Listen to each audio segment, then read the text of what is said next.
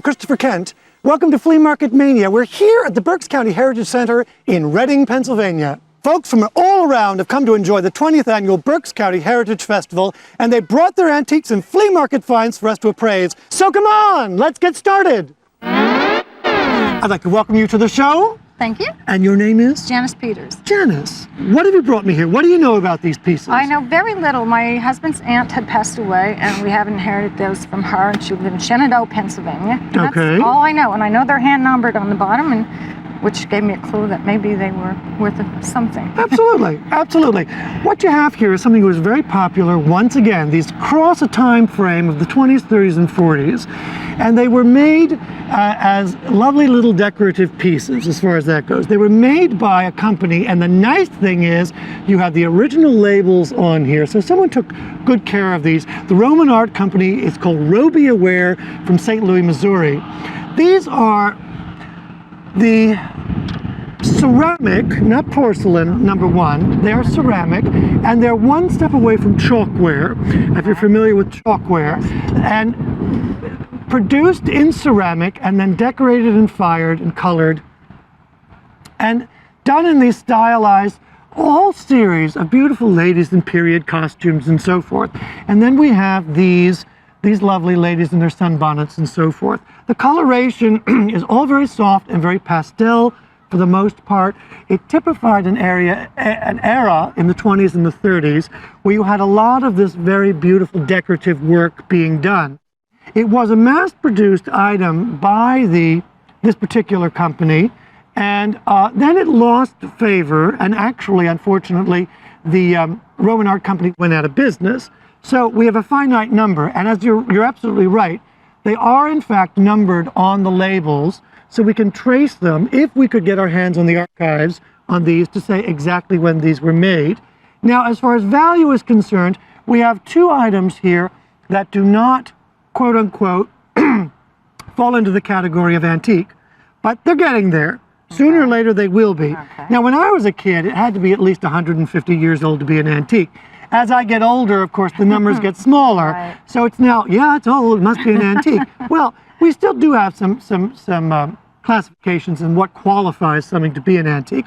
These are not there yet, but they are from our immediate past. And as such, they do fall into that nostalgic form of collecting. They're highly collectible as decorative pieces. Okay, let's get down to the bottom line. Okay. We have nothing invested in them, so anything that that I'm going to tell you is going to be pure profit. This particular piece is in good to mint condition. So as a result of that, in this form of collecting, I would put her priced at about $175 for this one. We have a little bit of a problem here with this lady here. She has a little bit of a skin problem here. But it's all right. You know, the older we get, the more things fall off. And we have a little bit of a problem here with the decorative finish on there. I think someone got a little overzealous in cleaning it, perhaps. But that happens. Nevertheless, this one I would put at about, even though she is not in mint condition, she is stylistically very appealing. So I would put her at $150 to $175 for that one. So you've got two very good pieces which typify decorative pieces that were being produced by small companies. A lot of these small companies got absorbed into larger companies, and then these pieces were no longer produced. This company also produced decorative vases. They also produced series of suites of ornaments that went on the mantles in all of these beautiful soft colors. They were known for their soft colors, and so therefore they are very collectible. And thank you very, very much for bringing them. Thank you. It was a treat to see them. Thanks. We got a really great collection here of marble busts, really popular in the late 19th century in particular. This collection here, wonderfully simple, rather romantic looking, and they were done for the most part as tourist sort of items. You could collect these in Rome when you made your grand tour, France, you name it. We have a lovely one down here of Jeanne d'Arc, very romantic, exquisitely done. People say, you know, is this great art? Is this great whatever? The bottom line is, do you like it? Does it work? Is it nicely done? These are all beautifully done. The marble is in excellent condition. As I said, 19th century for the most part. They're worth buying, they're worth collecting, and you're going to find them in a myriad of price ranges. So keep your eye out. But bottom line is, you're going to buy what you like, you're going to buy what you want to live with. And art is something it takes some time to get used to, and you'll want to be able to live with it. So when you're going out looking for these happy little creatures, buy the one you want. Beautiful marble busts. And there you go. The perfect way to memorialize the milestones in your life when we come back.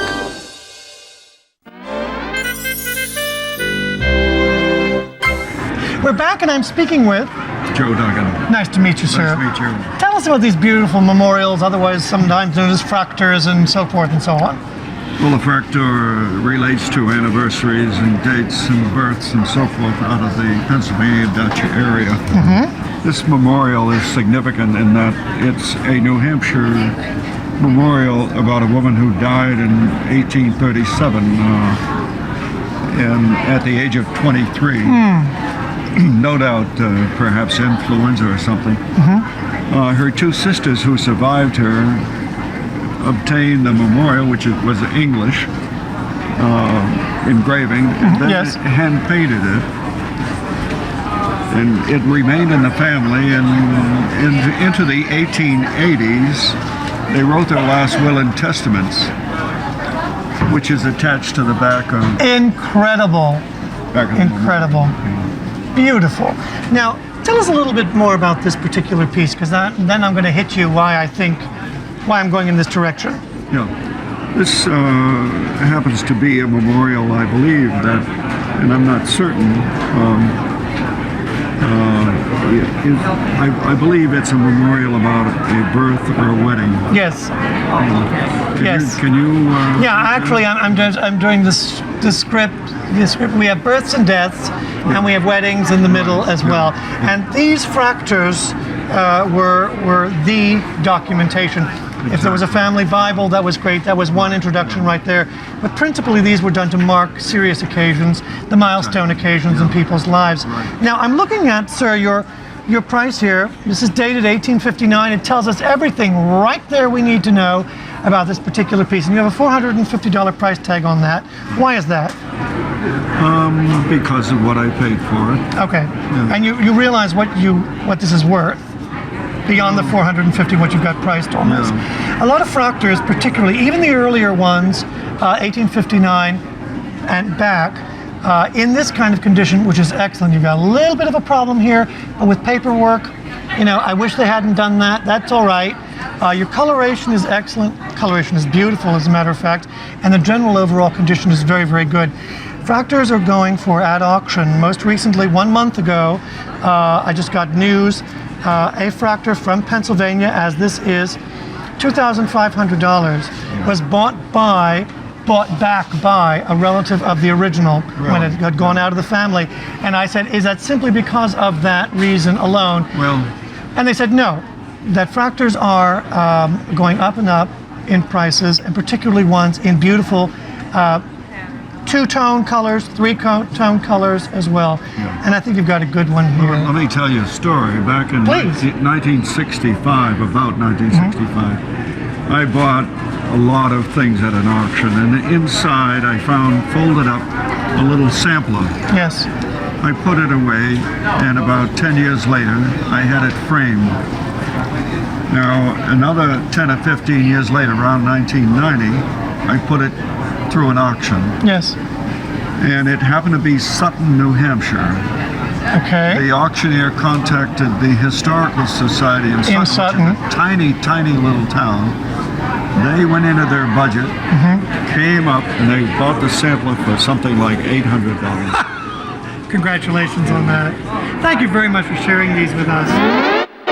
I'd like to welcome you to the show. Thank you. And your name is? Dorothy Bailey. Dorothy, what have you brought me here? 2 birth certificates that were in my great-great-grandparents. I don't really know, but they were in my family. I got it when my mother passed away.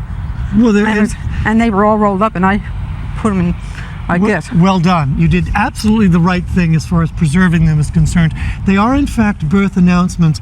These fall under the category or classification of what's called fractors. That's F-R-A-K-T-U-R. And fractors were used to commemorative births, deaths, marriages, baptisms, christenings, you name it, confirmation. And they're coming from Germany for the most part. And this part of the world in Pennsylvania has a very, very large German population.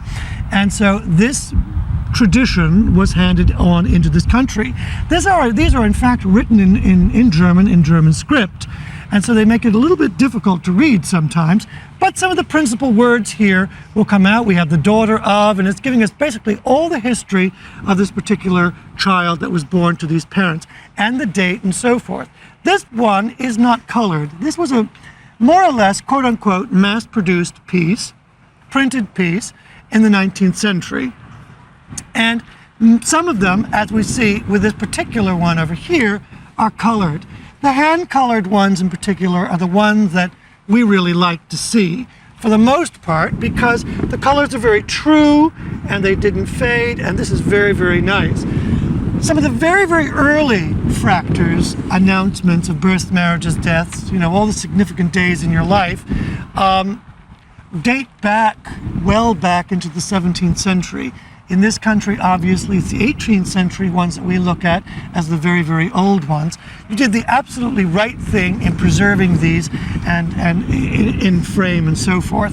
The values on these, particularly for the colored ones, you're looking at starting at the bottom line for these 19th century ones at $150 a piece, and they go up from there depending upon the elaborateness of the decoration as they appear. Now, you also brought some interesting pieces as well. Two very early tintypes. Are these relatives of yours? I think they are, but I'm not sure.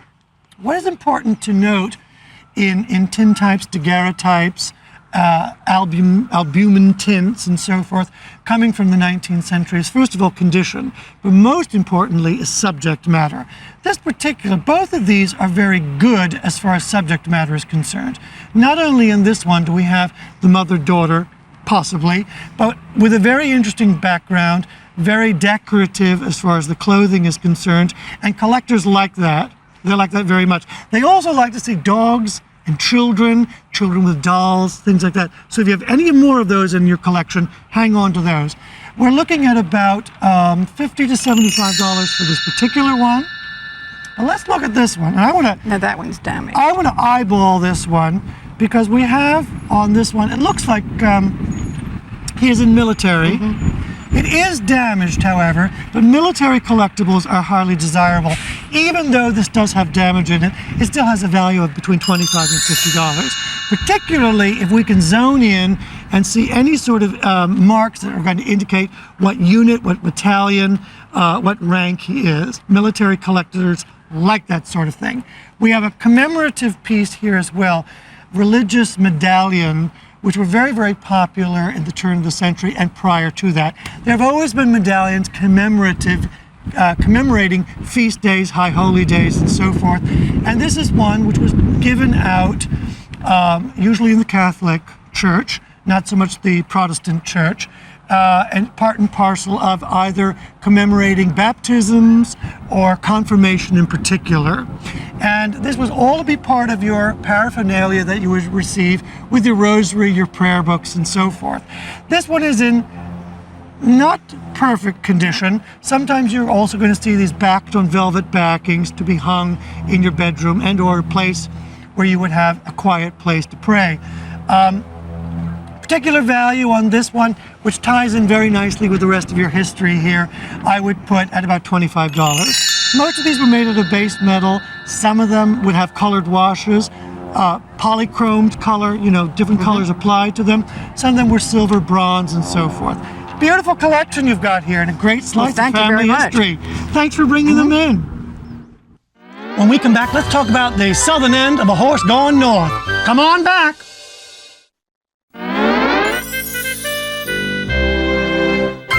We're here with a lady who's bought this horse's you-know-what. And your name is? Mary Ferguson Lefebvre. My goodness, that's a very impressive name. It is. Tell us about this find you got here. Well, I'm actually very disappointed. I bought this not at this flea market, but at a rather expensive store down the street, and I have found equally, if not more lovely items here for far less money. All right, here's the crucial question here. First of all, I want to ask, is there a personality that goes with this mug that you're going to be giving this to? Well, no, I'm giving it to my husband, and I love him. And you love him. And I have So to there's tell you, no I didn't- similarity here, is there? He I just loves understand. horses. He either loves end. horses. Mhm. Front or back? Yeah, Okay. yeah. Now, the next nasty question that we have to ask is, what did you pay for it? Too much. Do I have to reveal the price? Too much? Reveal the price. Come on. It was $25. Oh, my goodness. I think that's a little bit too much. Like maybe twice as much as you should have paid for that. You've broken my heart. Terribly sorry. I'm so sorry, too. Maybe I can take it back. But you know, this was what happens when you're not the savvy shopper going out and finding the deals. You're right. So, I'm telling you out there, well, you got to get up early, you got to stay out late, find those deals, and hun, it's nice, it's got a personality, but you spent too much. Thanks so much for being on the show. I'd like to welcome you to the show. Thank you. And your name is? Barbara Oh, and Mills. a nice warm hand. That's great. What can you tell me about what you've brought here? Well, the teapot was in my aunt's home for many years. As a child, I would admire it, and I think she told me it came from my grandmother's home. The one of the pictures was in that same home, and the other was at my mother's house. So So this is nice. Yeah. They had similar tastes going here either as that, well. or they came from my father's mother, I which would see. have been the mother of both my aunt, my uncle, and my father. So. Okay, are we familiar with what Majolica is, first of all? Somewhat. Okay, Majolica, Faience, all of that is a pottery that is highly, highly glazed and usually in very, very decorative styles. Wedgwood probably capitalized on it by doing this just as we see here, these beautiful shell designs. He also, the company also manufactured them in all different shapes, sizes, plates, you name it. And they have become vastly, vastly collectible and expensive as a result.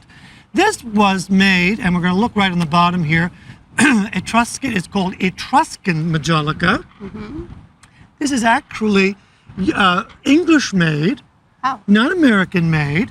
It is in fact English made, and it was made probably, once again, the last quarter of the 19th century, and into, let's put it into the first 10 years of the 20th century. We have a bit of a time span there. It was very, very popular in the early 19th century as well. The Victorian era took it and it exploded as far as that goes. These guys are actually older than this one. I thought so. Okay, Yeah. yes. Now, as far as value is concerned, if we had the Etruscan ware, as it was also known as well, is very, very collectible, and you're looking at a very nice price for this particular one. And I would put this one at about $275 for this particular late 19th century teapot. They were made to be used. Unfortunately, a lot of them, the design of the spout leaves a little something to be desired. They have a tendency to drip. But let's get to these guys. They have usually just distinguishing marks on them as far as a number is concerned. Very, very rarely do we see a manufacturer name pressed into the clay of these pieces. So we do have a little bit of cross-cultural something going on here. They can either be English or they could be American. These are, in my opinion, American-made and early, like 1830s, 1840s. They're old. They got a history. And they came in a variety of sizes with this corn design. Corn design was a very, very popular design. You'll have these smaller than this, and you'll have them to way big sizes. You will also have companion pieces to these as well in the shapes of soup tureens, platters, you name it. If you had a good design, why just limit it to Keep one it- thing? right, keep Let's going. use it in many other ways. And they did just that.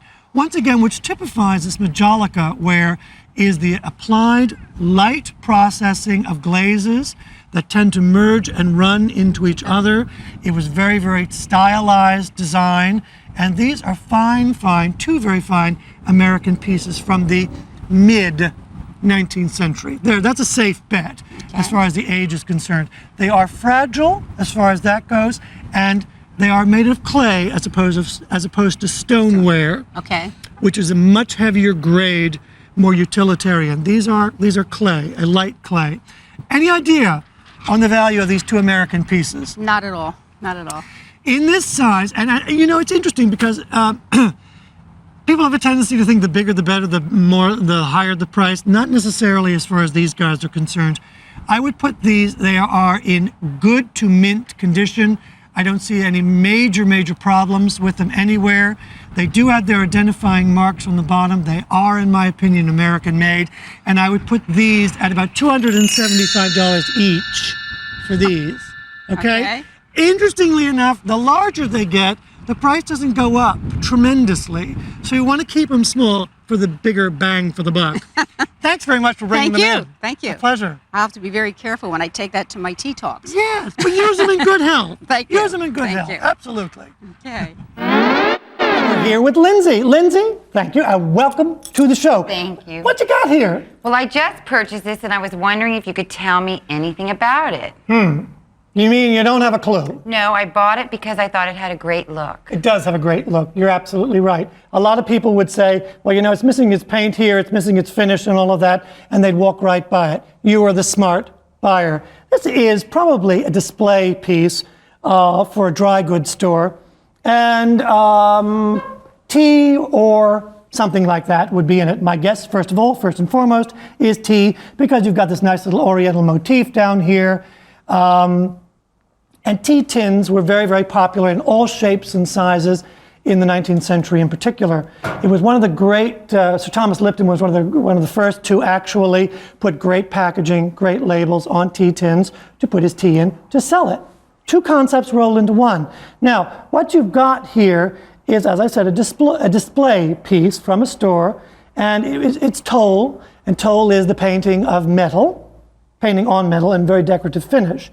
This probably, at one time, as I said, was in a dry goods store. It's a handsome look, and I normally don't ask this, but what'd you pay for it? $255. That's fine. That's absolutely right. That's just the way it should be. Pieces like this, if they're in mint condition, you're going to be looking to $500 to $1,000 to more than that. Advertising in itself is one collector's dream. Tollware is another collector's dream. Tinware in any shape and form is another collector's dream. So you got three rolled into one. You got a great deal. Thank you Thanks so much for coming on to the show, bringing us your great tea tin.